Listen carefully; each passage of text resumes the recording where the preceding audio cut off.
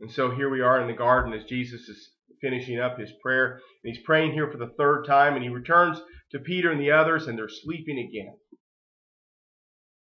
He wakes them up, and he prepares himself for what is about to happen. You see, down the road, down the darkened valley, a large group of people are coming with torches into the garden. Judas is leading this band of soldiers to where Jesus is, and I find it incredibly ironic that someone who is so terribly lost is the one chosen to be the guide. It is truly the epitome of the blind leading the blind. And I want you to understand this picture. Judas comes not with just a few soldiers, but with a detachment of what was most likely 200 or more soldiers. And in this crowd of soldiers are also officials of the chief priests and the Pharisees. And so Judas has surrounded himself with these soldiers and these Pharisees. And as the old saying goes, misery loves company. Judas is surrounded by this great company in what is almost a cowardly fashion. You are here in the garden. The dark Garden of Gethsemane, as those bearing torches come looking for the light of the world. They come to arrest with swords he who came to be the Prince of Peace. What an ironic scene all of this is. You are here in this garden, and we find Judas standing here in the garden, not with Jesus, but as it says there in verse 5, standing with them.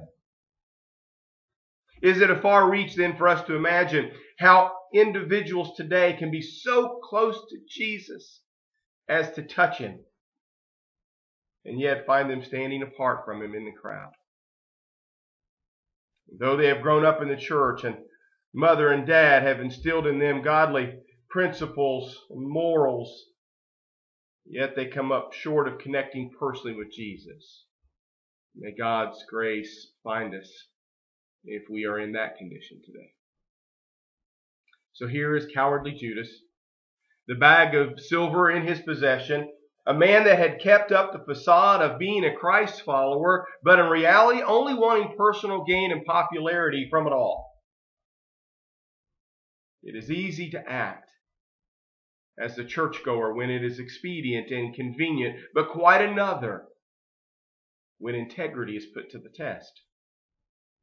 And so as all of this is taking place, Jesus is quite aware of what is going to happen. So he steps forward and he asks the crowd, "Who is it that you want?"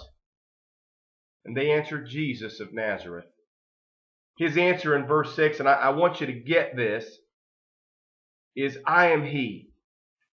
The astonishing thing about that answer is lost as we translate over those words that are written in Greek, translate those over into English. It's really lost in the Greek wording. Jesus making this answer is the same answer that Moses was given on Mount Sinai when Moses asked God, "Whom shall I tell them sent me when they ask me your name?" And God says, "I am."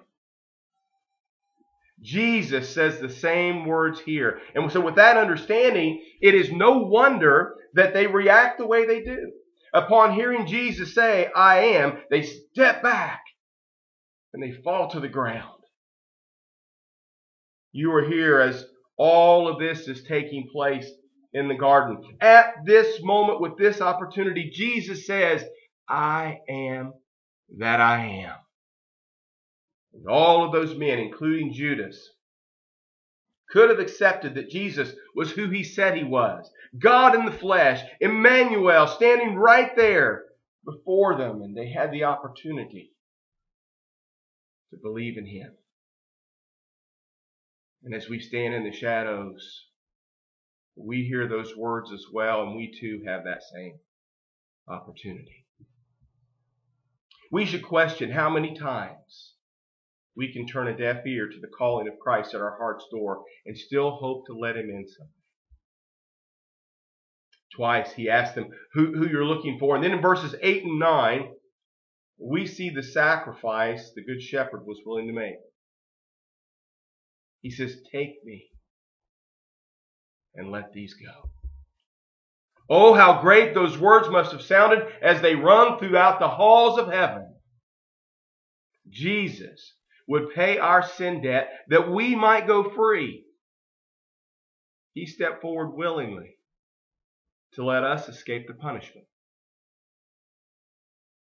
On an impulse, Peter draws his sword and he swings it wildly at a nearby soldier. I find it kind of funny that a fisherman's trying to be a soldier. He's aiming to actually cut off the head of this nearby servant who we see his name was Malchus. And the man drops his head and ducks, and Peter swings wildly and he cuts off his ear instead of his head. Peter probably had good intentions, but in reality, in doing so, he was getting in the way of God's plan. He was quick to demonstrate his loyalty to Christ with the sword, but only a few hours later, he was very hesitant to do so with his mouth. Jesus intervenes in the whole chaos before a bloodbath ensues, and he takes the ear and he puts it back on the man's head and he heals them. And that should not surprise us, for he who has created the body certainly is able to heal it. And then Jesus reminds Peter and those of us who are standing there in the shadows at that moment, he says, "Put your sword away. Shall I not drink the cup the Father has given me?" You see, it was God's plan all along that he drink the cup of suffering. And so they arrest Jesus and they lead him away as a criminal. They bind him and take him back down that trail, down through the valley, and back through the city gates of Jerusalem, to await, as we will see in coming weeks, and go through a mockery of a trial, incredible humiliation, pain and suffering in our place. They lead him away. And where does that leave us? What are we to do? Where do we turn? Do we pick up the sword like Peter did, like some crazed zealot, and hack away at the nearest person to us? Or do we run away naked and scared that we too might be arrested? Or do we follow along in the darkness back to the city just to see what happens? And when asked if we know Christ, do we stutter out, "I don't know the man"? Or are we here in the garden with the heart of Judas? Do we feign a love of God, but in reality betray him at the first convenient opportunity? Do we betray him for a kiss, for something that might benefit us directly? And how much would we betray him for? 30 pieces of silver? Perhaps something less? I want you to think with me for a moment on what has taken place on this Passover evening. We had a nice meal. We shared the cup and the bread with Jesus. He's taught us some great things, and then it's now late in the evening. We've eaten a lot, we've drunk a lot, and now we're headed off to the garden to pray. We make our way there, and we begin to pray, and our eyes get a little heavy, and we begin to slumber. And yet unbelievable things are taking place all around us in the garden this evening. Things that we were told about, but somehow we couldn't comprehend.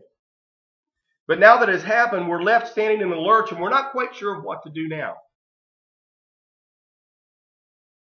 At that moment, in that place, what would you think? What should you do? Where would you turn?